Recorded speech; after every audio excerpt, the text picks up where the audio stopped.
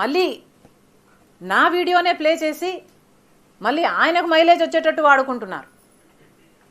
అంటే నా వీడియో పనికొస్తుందన్నా మీరు వాడేసుకుంటారు. సో మీరు చెల్లెల్ని వాడేసుకుంటారు, మీరు తల్లి మీద కేసైనా పెడతారు, మీరు నాన్న పేరుని సిబిఐ ఛార్జ్ షీట్లో అయినా చేర్పిస్తారు. మీరు ఏమైనా చేయగలరు, మీకు మీరే సాటి సార్. జగన్మోహన్ రెడ్డి గారు మొన్న నేను బాలకృష్ణ గారి బిల్డింగ్ నుంచి ఆ ఐపీ అడ్రస్ నుంచి నా మీద తప్పుడు ప్రచారం జరిగింది అని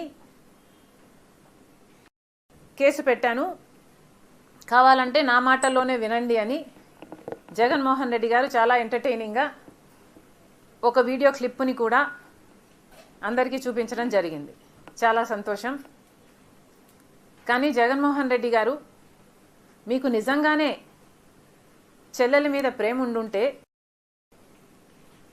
మీకు బాలకృష్ణ గారో లేక బాలకృష్ణ బిల్డింగ్ ఐపీ అడ్రస్ నుంచో మీ చెల్లెల మీద తప్పుడు ప్రచారం జరిగింది అని మీరు నమ్మింటే, మీకు తెలుసుంటే, మరి మీరు 5 సంవత్సరాలు ముఖ్యమంత్రిగా ఉన్నారు కదా. ఆ ఇష్యూ జరిగిన తర్వాత 5 సంవత్సరాలు మీరు ముఖ్యమంత్రిగా ఉండి ఏం గాడిదలు కాశారండి? ఎందుకు ఎంక్వైరీ వేయలేదు బాలకృష్ణ మీద? మీరు ఇప్పుడు చెల్లెల మీద ప్రేమ ఉన్నట్టు మీరు మాట్లాడుతున్నారే.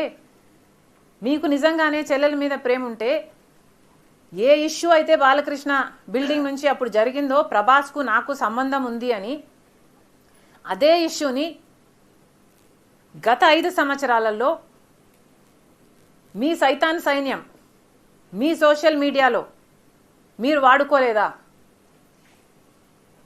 నేను ఏ రోజైతే కేసు పెట్టానో, ఇలా జరిగింది, నా మీద తప్పుడు ప్రచారం జరుగుతుంది అని ఏ రోజైతే కేసు పెట్టానో ఆ రోజే నేను ప్రభాస్ అన్న వ్యక్తిని ఇంతవరకు చూడలేదు అని చెప్పాను. ఈ రోజుటికి కూడా నాకు ప్రభాస్ అంటే ఎవడో తెలియదు. ఈ రోజుటికి కూడా చెప్తున్నా, ఆ రోజు ప్రమాణం చేశాను నా బిడ్డల మీద నాకు సంబంధం లేదు ఆయనతో అని. ఈ రోజు మళ్ళీ చేయడానికి కూడా చెప్తున్నా, నాకు సంబంధం లేదు ఆయనతో. నా బిడ్డల మీద ప్రమాణం చేసి చెప్తున్నా. జగన్మోహన్ రెడ్డి గారికి ఇవన్నీ తెలిసి కూడా